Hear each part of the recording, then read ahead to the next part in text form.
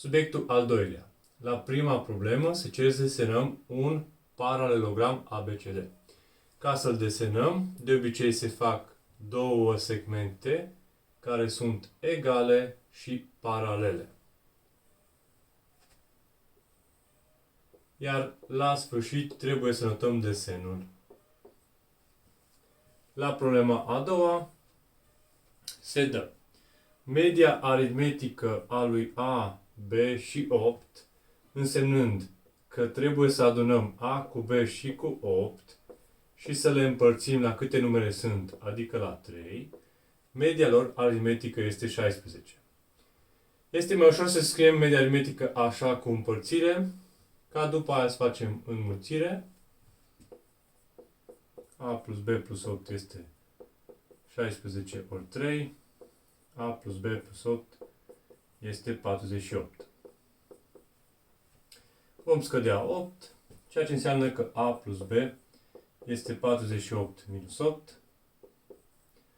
A plus B va fi 40. Mai departe se cere să arătăm că media aritmetică a lui A și B, însemnând A plus B împărțit la 2, pentru că sunt două numere, A plus B îl înlocuim cu 40, 40 împărțit la 2, care e egal cu 20, exact ceea ce trebuia să arătăm. Exercițiul al treilea. Un automobil parcurge o distanță de 1200 de km în 3 zile. În prima zi parcurge 2 cincimi sau 2 supra 5 din distanță,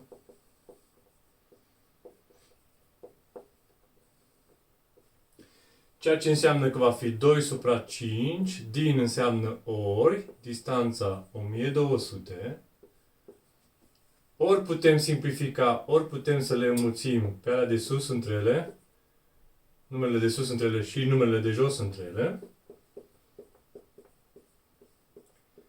Iar la sfârșit 2400 împărțit la 5 este 480.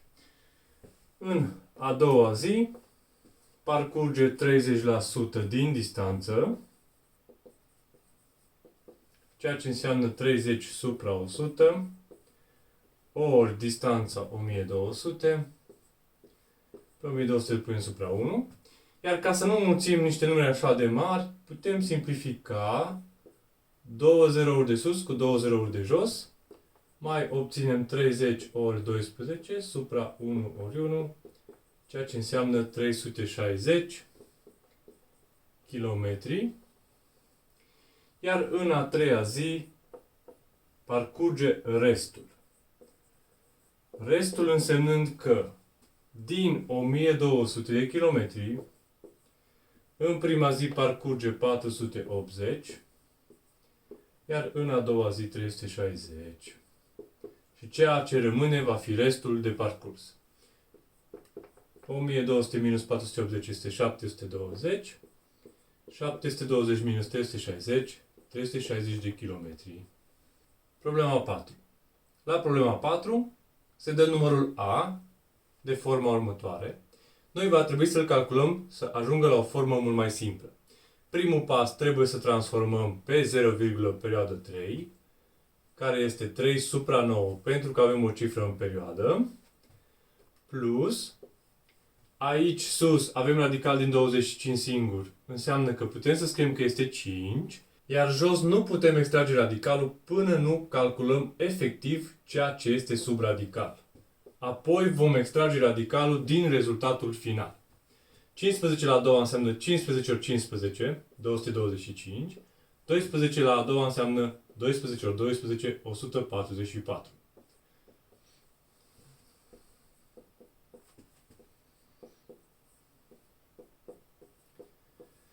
Da? Radical din 225 minus 144 este 81.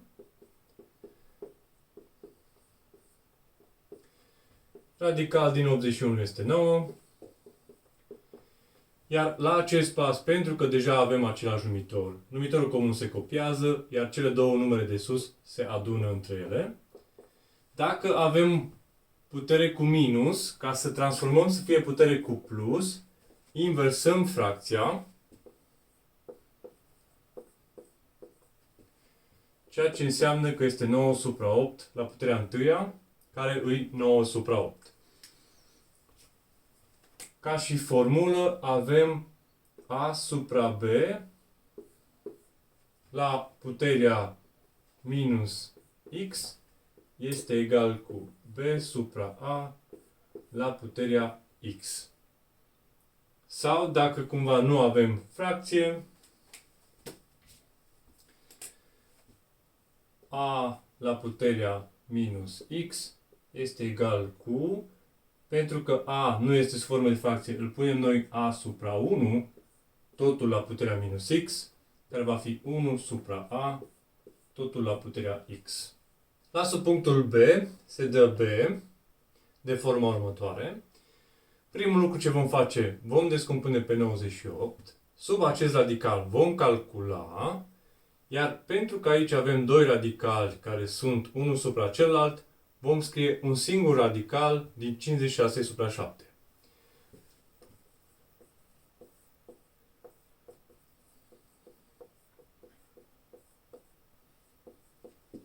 Radical din 98 va fi 7 radical din 2, pentru că 7 are pereche.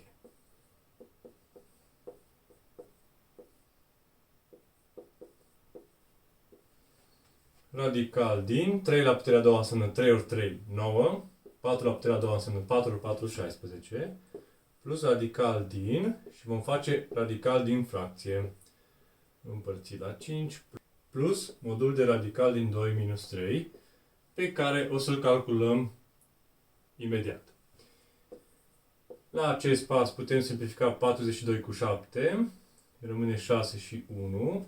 Aici vom calcula, iar aici putem împărți 56 la 7.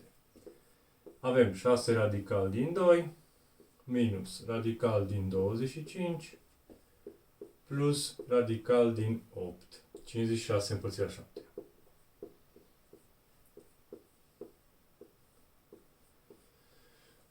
La pasul următor amplificăm cu radicalul sau raționalizăm.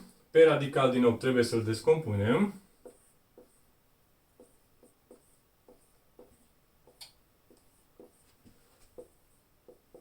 Vom avea 6 radical din 2 supra radical din 2 ori radical din 2. Înseamnă radical din 4, care este 2. Minus radical din 25 este 5. Plus și radical din 8 va fi 2 radical din 2. Totul împărțit la 5 plus modul de radical din 2 minus 3. Vom simplifica 6 cu 2. Apoi vom obține acest lucru. Vom calcula 3 radical din 2 plus 2 radical din 2. 5 radical din 2 minus 5. Totul împărțit la 5 plus modul de radical din 2 minus 3. La pasul următor vom împărți fiecare din paranteză la 5. 5 radical din 2 împărțit la 5 va fi radical din 2 minus 5 împărțit la 5, 1 plus modul de radical din 2 minus 3. Acum, la modul, ca să putem calcula acest modul, va trebui prima dată să comparăm radical din 2 cu 3. Trebuie să vedem care este cel mai mare. Când le comparăm, trebuie să fie amândouă de același tip, însemnând că și pe 3 îl vom transforma să fie cu radical. Când îl introducem pe 3 sub radical, va deveni 3 la a doua. Vom avea radical din 2 și radical din 9. Se observă clar că radical din 9 este mai mare, ceea ce înseamnă că 3 este mai mare decât radical din 2. La pasul următor, acest modul se transformă în numărul mai mare din modul, adică 3, minus numărul mai mic din modul, radical din 2. La pasul următor se reduc radical din 2 cu minus radical din 2. Minus 1 plus 3 este 2. Ultima cerință este să arătăm că media geometrică a lui A și B aparține unei mulțimi sau unui interval. Media geometrică este această formulă. Radical din A ori B. Ceea ce înseamnă că va fi radical din A este 9 supra 8 ori 2, pe care îl punem supra 1. Vom simplifica 2 cu 8, 4 și 1. Va rămâne radical din 9 ori 1, 9, supra 4 ori 1, 4. Vom despărți în 2 radicali, radical din 9 supra radical din 4, care este 3 supra 2.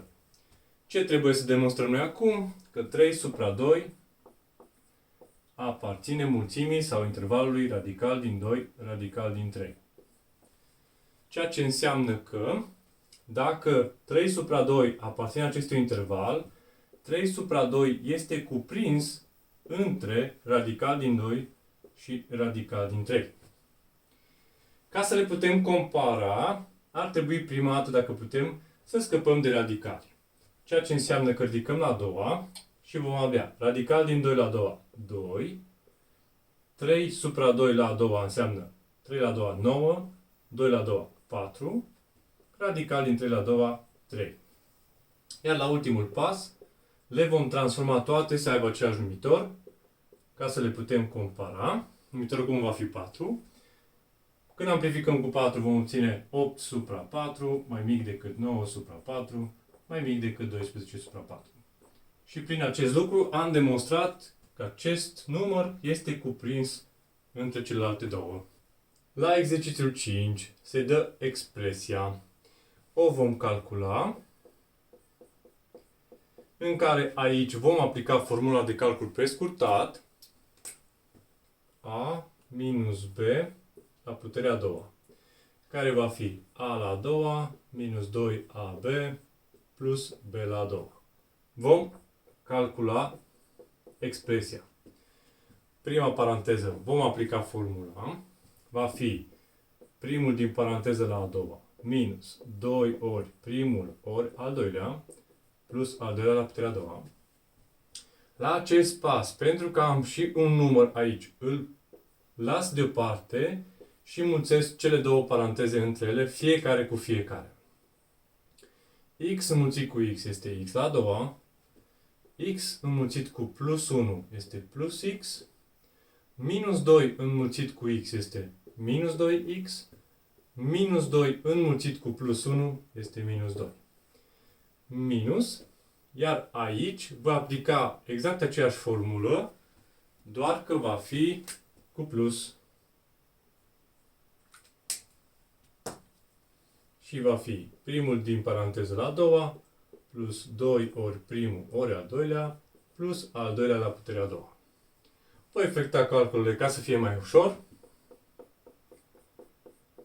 2x la a doua este 2 la a doua ori x la a doua, minus 2 ori 2x ori 1 înseamnă 4x, înmulțim doar numerele între ele, 1 la a doua înseamnă 1, iar aici, pentru că avem minus 2 se mulțește pe rând cu fiecare din paranteză.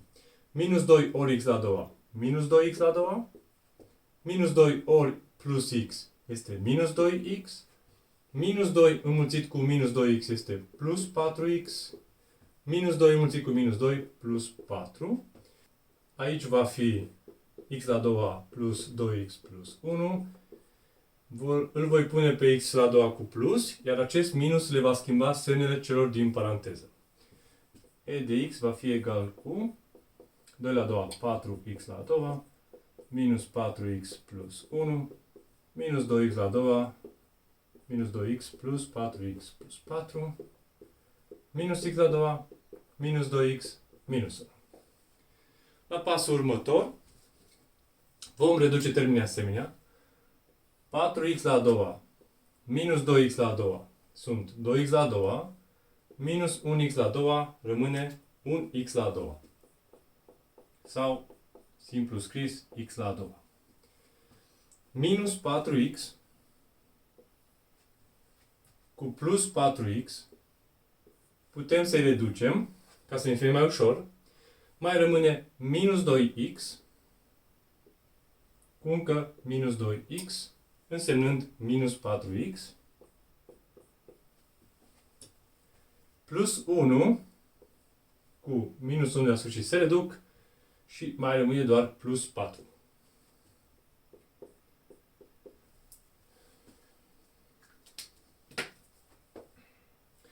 Pentru cei care știu formulă de calcul prescurtat, aceasta de aici este o formulă de calcul prescurtat însemnând că este x la a doua minus 2 ori x ori 2 plus 2 la a doua, ceea ce înseamnă că va fi x minus 2 totul la a doua. Aceasta este forma restrânsă a acestei expresii. De obicei se preferă să scriem așa ca să putem înlocui mai departe. Se cere să arătăm că n, care este de forma e de 2n plus 1 minus e de 2n minus 1, este multiplu de 8. Ceea ce înseamnă că vom calcula pe rând e de 2n plus 1, ceea ce înseamnă că voi înlocui pe x cu 2n plus 1. Va fi 2n plus 1 în locul lui x, minus 2, totul la puterea a doua. Va fi 2n plus 1 minus 2, minus 1 la puterea a doua. Iar acest lucru de aici, din nou, îl putem calcula după o formulă de calcul prescurtat. 2n la a doua minus 2 ori 2n ori 1 plus 1 la a doua. 2 la a doua 4, n la a doua minus 4n plus 1. Acesta este primul rezultat. La pasul următor îl vom calcula pe e de 2n minus 1. Este exact același lucru. Îl înlocuim pe x cu 2n minus 1. Efectuăm calculele. Din nou, după formulă de calcul prescurtat.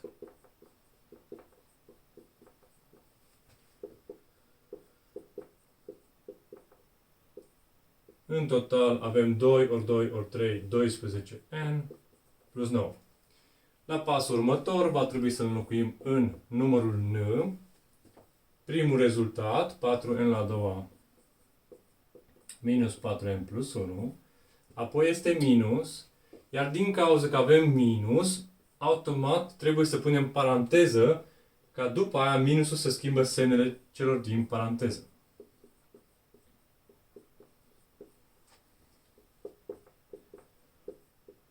Copiem. Iar aici acest număr are plus, el iese cu minus. Și la pasul final trebuie să reducem termenii asemenea.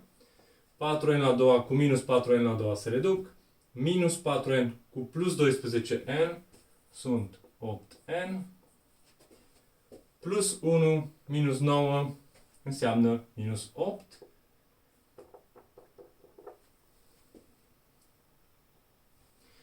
Iar ca să pot să demonstrez că este multiplu de 8, pe acest 8 care e singur, înseamnă că el de fapt este 8 ori 1. Din aceste două voi da factor comun pe 8 și va fi 8 ori n minus 1. Ceea ce înseamnă că dacă avem n, că este 8 înmulțit cu ceva, este multiplu de 8.